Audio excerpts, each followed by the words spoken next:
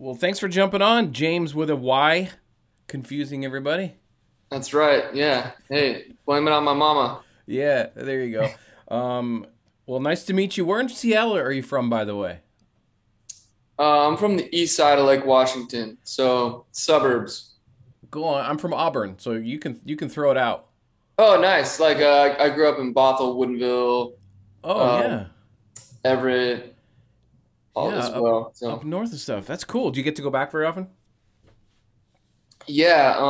Obviously COVID made that tougher. Yeah, Just with I have grandparents that live at home, and I didn't want to bring like the illness into the house, sure. so that made it kind of rough. But yeah, like I usually get home pretty often. Yeah, it's weird. I don't know if you experienced this when because you live in LA now, right? Yeah, since Yeah, 2012. yeah, for a while. Yeah, I came here in '03. Um, and it was weird. It was like a culture shock coming from Seattle to LA, but it was even more of a culture shock when I went back to visit. It felt really weird. Right. I know exactly what you're saying. Yeah, it's like you realize how different it is more when you go from here to there. Yeah, you really When you do. come here, it's kind of like, yeah, okay, like LA. I guess this is what I expected. But how long have you been in LA? Oh, I got here in '03, so and I was in Auburn, and when I go back and visit, most of my family lives in Puyallup, and Puyallup is pretty much different from anywhere else on earth. So Yeah. that's that was it felt like coming here was strange, but going back was like, wow, time is like standing still here in Puyallup, and it was really weird. And it was at that moment where I felt like LA was home finally. Yeah, yeah. You got the man, Puyallup Fair Yeah, throwback. Um, yeah, I feel like I'm from here now, to be honest. yeah, There's still a couple subconscious things, but I do feel like I'm from here now. yeah. Are you used to the heat yet, or are you still like me keeping the AC on about 68 at all times? Dude, I love it. Yeah. I don't know. I'm like a 71 guy, unless I'm sleeping. I don't know. We like Yeah. it. We all like it. I don't know. I feel like most people like it kind of cold when they sleep. Right. That's funny that some things we don't just adapt. We refuse to change. You don't still have your 206 phone number, right? You got rid of that long ago. I still do. No kidding. Yeah. Maybe I should get a new one though. Yeah, you haven't moved until you at least get an 818 or something. I don't know, but no, hang on to that. That's cool. That's I that's also a have my Seattle driver's license still. that seems illegal. Right. Nobody say a word. pretty, I'm pretty sure you have 30 days to fix that. It's been 10 years. Um, it's such an interesting story with you, man, because like you said, you got here in 2012. This is you're getting a lot of attention right now. Infinity. I mean, we'll talk about that. That song is it blows me away. But this isn't an overnight thing for you because even people look through iTunes and the iHeart app and stuff. They'll see music going back to 2013. So how does this? What's this like getting all this attention right now off of this song, knowing that you've got all that that people need to hear still. It's interesting. I try to place value on just delivering, art that I feel like is valuable to me before it's valuable to anyone else, before it has a ethos of opinions and everything. And yeah, I mean it's weird because it's an older song and with the way things are happening these days, it doesn't really matter. I mean, you look at uh the Heat Waves song, it's not like a brand new song. Mm-mm. I mean, and that's really cool that that's happening. But Wait, I how am old is kind of excited to be Infinity? like, hey, it's a fun experiment for me, like to know that I have a lot of new music to come out still, and like some older stuff in the catalog, and Yeah. and I'm really curious to see how that plays out, and it's an adventure. So How long? Wait, how long is Infinity then? How long has that been out, or how long since you made it? Since that's you been out since 2017. No kidding. Yeah, it is really interesting how that happens, isn't it? And it seems like styles kind of come back around. Because if I were to listen to that song a year ago, just like in my headphones, just by myself, whatever, I'd be like, yeah, 2017 kind of makes sense. And now, like, I listen to it through the context of like some kid posting it on TikTok or whatever, Mm. and I'm like, oh, I guess I kind of get it. Like now I'm looking at it through like a different lens. Completely. Yeah. Boy, that is really interesting. And it's interesting to use Heat Waves as an example because I remember hearing that song like a year and a half ago, I think was the first time I heard it. I'm sure it's even older than that, but and that's on top of the world right now. Yeah. It's really interesting. Um, since moving here in 2012, obviously you I'm guessing you moved here to up your career and to be in the city where all this stuff happens. Was that the original plan when you first moved here? Yeah, I mean, definitely. And I was really sick of Seattle. Yeah. I just, I think that I probably wasn't like the personality type to like thrive in that constant, like just gray weather. And I Mm. mean, like Seattle has a kind of a negative music scene as well. Like there's a history of kind of just negativity. And I mean, like just take grunge, for example. I mean, Yeah. some pretty dark music. Um, Yeah, it seems to be our history is just that, isn't it? It's history. It's early '90s, and that's pretty much all you hear about it now, isn't it? yeah. And I mean, even when I was a kid playing music, it felt like a little bit of a toxic like scene.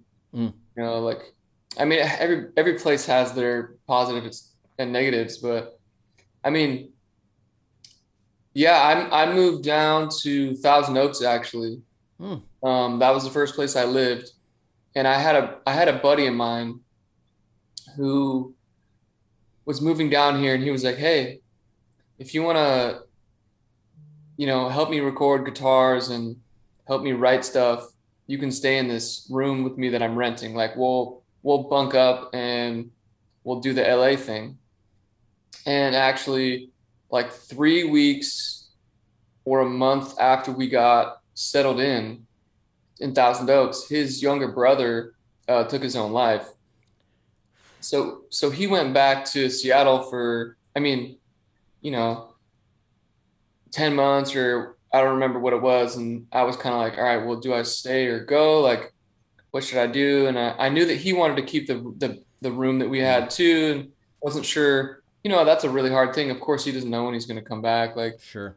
so that was like my intro to LA, just kind of through that experience, and it was a rough time, obviously for him and his family, but just not having anybody down here to like that I knew at all. Um, It's a heavy and feeling, isn't it? yeah, and living kind of like 45 minutes outside the city. Right. So no money, no car, nothing. Like so just getting here and trying to get in the scene and create with other people was tough. So Yeah. I'm really extremely grateful for how things have gone. Especially in a town full of artists. That's got to you're one of 1,000 needles in the haystack at that point. Right. But man, Only 1,000. at least well, right per square inch, I guess. um, how close did you come to saying, you know what, I'm gonna hit F it and I'm gonna just forget this and chalk it up as a pipe dream and go back home? um, I never like I never said that about music itself, Yeah, but LA for sure, multiple times. I feel like I say that once a year about LA. It doesn't matter what my situation is. Like, because crazy shit can happen here. You just never know. yeah, And I mean, the last 2 years have been pretty wild. Like all the sure. neighborhoods have changed. Like, um, but yeah, I had a lot of friends be like, no, just like stick it out, just like stay down there Great. and see where it goes. Just like give it some more time, like tough it out. And so I did, and eventually, when I moved like my buddy did end up coming back, and we lived in Studio City for a little while. Perfect area. Yeah. Um, and then things were at least, sustainable from there. So, Right. Great, man. That's awesome. The man, you've got some interesting thoughts on love, don't you?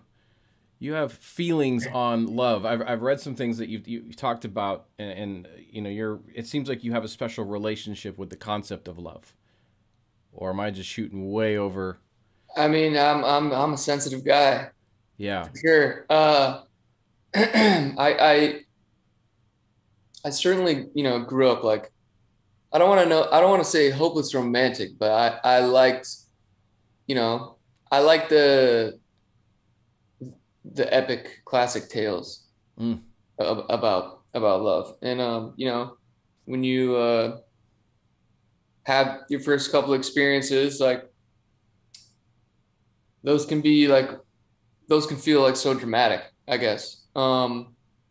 And it's interesting because actually when I first started making music, like when I was a kid, I didn't write any love songs at all. I feel like my first like 20 songs I probably wrote were kind of more meaning of life type stuff, or just like what's like a better word, you know, just curiosity about random aspects of life as opposed to like that obvious Mm. choice. And then as I got like older and I was like, oh, like everybody writes love songs, Yeah. all my favorite artists have love songs. Like, what am I doing? Right.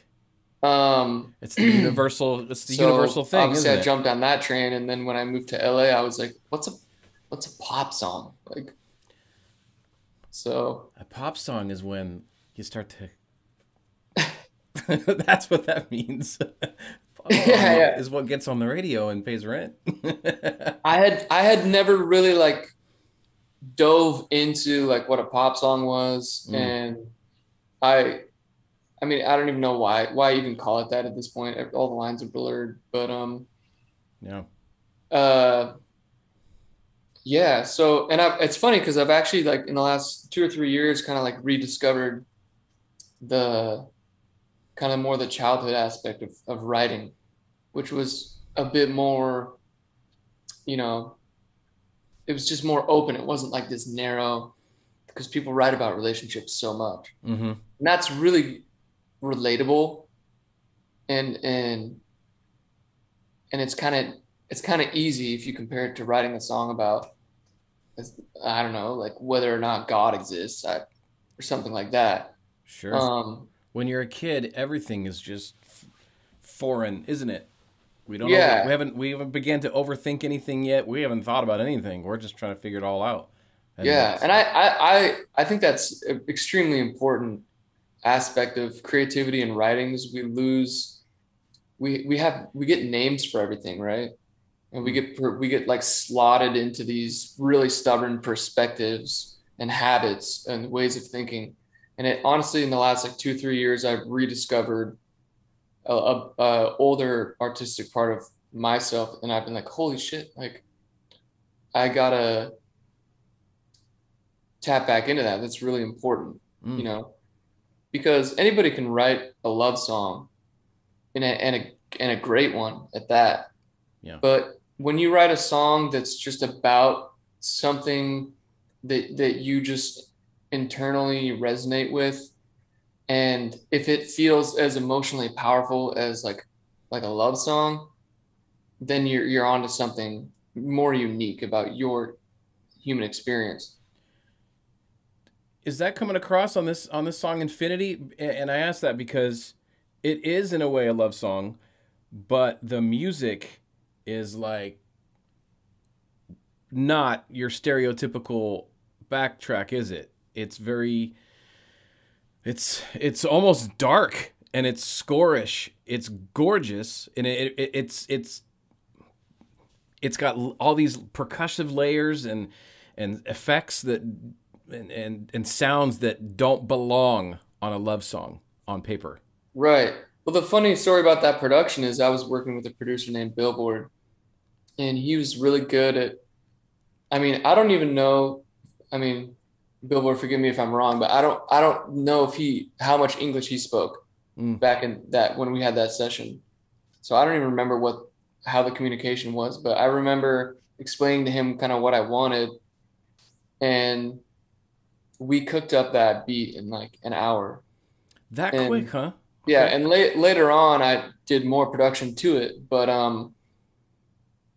that was a really cool experience. That it just kind of like it was like in my head the soundscape, and then it just was what I imagined it to be. So that was cool. And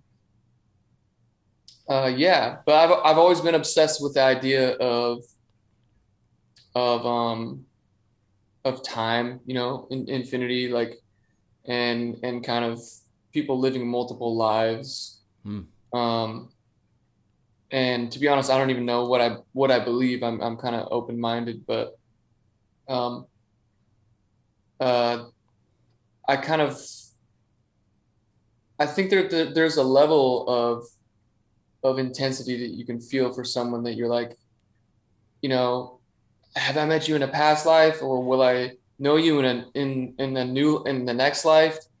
And it's kind of like that dark, almost obsessive, possessive nature that the song is kind of embracing. It's like we don't want to let go, Yeah. we want control. We if we want something to last longer than a human lifespan, because it's like we're scared of losing this control and this feeling. Wow, it's such an interesting take because that's exactly how it feels. It feels heavy and borderline dangerous, like the you love somebody to the point where it's dangerous, and it's fun. I don't know if it was ever. It's one of these songs that it's like, God, I've heard this song, but I don't think I've heard it placed in where I'm thinking. Like, and I'm thinking, I don't know if you've ever seen that TV show, that Netflix series called You. And that's exactly where I thought of it in my head. And I was like, I have to have heard that in that song. And what you just said makes that total connection to that movie, that show, doesn't it? That makes sense. And it's Because funny. It's a little bit creepy in that. Obviously, I mean the show's creepy too, but yeah, like that makes sense to me. And I try. I mean, I probably wrote it 5 years ago now. yeah. Wow. No, more than that. No, it's five. It's been five, right? 17?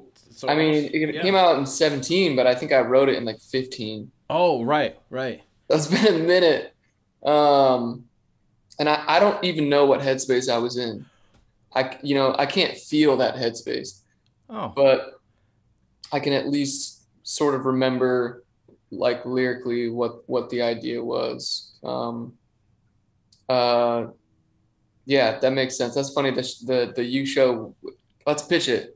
Let's get it on there. that's good for the next season, man. Because it is that very heavy where that love is just so dangerous. Not to the point we're going to kill somebody like on the show. Spoiler for anybody who's seen it. But it is very it's such a great song. The first time I heard it was this was only a few days ago when I first heard it. Our program director at Myfm, I had just gotten off the air and we were just sitting there and he goes, "Hey, listen to this. What do you think of this?" And he played it for me, and for right from the go, from that real echoed vocal, um, that was it. That was it for me. It was like, let's get this dude on, and it's so different, and it's different than everything else that's on the radio right now. And for it to break through, like you said, 5, 6, 7 years later, wow, it's incredible. And the instruments, the percussion, these EDM leads on the hook that just don't belong there on paper, and it's mindful. It's so confusing to the mind. And then you're like, wait, listen to the lyrics. Hang on, this is about love. Wait a minute, rewind. Let's start this over. And it's very, for lack of a better term, kind of a mind fuck, isn't it? I hope so. Yeah, in a way, it really is. Um, so yeah, that was a cool moment when he played it for me. It was like, let's get this guy on. Let's talk about this. And the full album just came out, right? Was that like earlier this month? We put like a deluxe version of the album out. Yeah. Yeah. Um, we threw a new song on there, Nothing Holy, and there had been a couple singles since then. I'm kind of a slow writer. So people are always like waiting on me, and I mean, you kind of like hit the nail on the head when you're describing how there's multiple styles in that song. And Mm. I I I grew up with so many different types of music. You know, like 1 minute we'd be listening to classical music, like or like opera or like Luciano Pavarotti, and then the next minute we'd be listening to Elliott Smith, and then Tupac, and then Nirvana, and then just whatever Radiohead, and then it just was kind of all over the place. Frank Sinatra, and so that I got that from my mom, and like that never really went away. I mean, there's a couple like genres of music that I probably you wouldn't catch me listening to like often, Hmm. but there isn't one genre that I don't like revisit, you know. And yeah, I mean, when EDM was happening, I wasn't even like, I was like, what the fuck is this? Like, Totally. and you know, I was like, what is a rave, dude? Yeah. But You have to have a certain experience with that music yeah, to and I do get that. I do get that. And I have been to EDC. Very interesting yeah. experience for me. The relationship Um, with the music changes in a certain setting, and yeah, you it start to really that really hit me when I had friends that were into it yeah. a little bit later. And then I was like, oh, okay. I kind of get this now. And Hmm. now it's obviously just natural and like intuitive, just like any new thing becomes after a while. But yeah, I have like sometimes I wish I could like less genres. So Hmm. it'd probably make my my creativity a little bit more streamlined and cohesive. But Sure. I I like what's the point of making art if I don't get to experiment, you know? So Yeah, everything and this song is a good example of that. It becomes like a hybrid of all those things you just said, and even a little, a bit of like Danny Elfman music scores and stuff like that, and it really shows, in my opinion, my humble. I mean, what do I know? But even listening to the album right from the get go, and you hear it like tied down, the movement in it, the 8 bar. It seems like every 8 count is different. There's something different. There's a lot of chord and melody movement in tracks like that, and it's just. Yeah, that's probably what's happening is you're hearing the movement in all these other songs, and I appreciate that, man. yeah, it's really great. It's not like you did a copy paste for 8 bar for 3.5 minutes. There's Only on the drums. well, right, well that's fair. I hate producing drums. It's my least favorite thing. Yeah, there's so It much you really can do is. there. I tell Yeah, everybody that I'm like, can you just fix the drums on this? I don't want to do it. Like it's yeah, the hardest thing for me to mix. It's like it's just so like right. Yeah, I'll you write it, like I'll compose it, but I don't want to like produce it. right. Yeah, and drums is such a passionate instrument. Just let the person who's passionate about it do it. Exactly. Yeah. So listen, you've been gracious with your time. I don't want to suck up too much, but when as we press play onto this song for the people who are going to hear Infinity for the first time on MyFM all across Los Angeles and Orange County, what is there anything in the song that you wish that everybody in the car would just be quiet and listen to this part specifically, like a hook, uh, a lyric, or something about the song that you really love that maybe people don't notice on initial listen? Um, hey man, close your eyes and embrace whatever part you want, as long as you're not driving. Actually, maybe not close your eyes for that, but